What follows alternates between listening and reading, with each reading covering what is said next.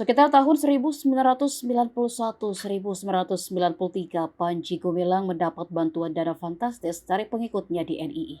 Bantuan itu berupa emas sebanyak 2 ton. Hal ini diungkap peneliti NII dan Ponpes Al Zaitun Sukanto dalam tayangan YouTube. Sukanto mengatakan di tahun 1991 harga 1 gram emas berada di kisaran Rp25.000. Sehingga ketika ditotalkan hampir mencapai Rp500 miliar.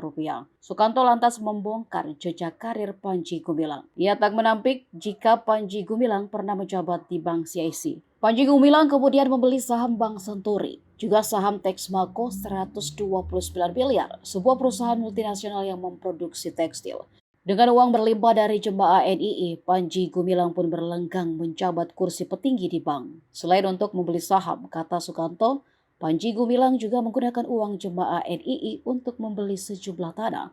Level Panji Gumilang langsung meningkat ketika dia menjadi komisaris Bank CIC. Ketika CIC hancur, ia pindah ke Bank Senturi. Sukanto pun menegaskan pendanaan besar di Ponpes Al Zaitun tak pernah ada dari luar negeri. Semuanya berasal dari jemaah NII. Dan dari itu pula, Panji Al Zaitun membeli tanah seluas 1.200 hektar.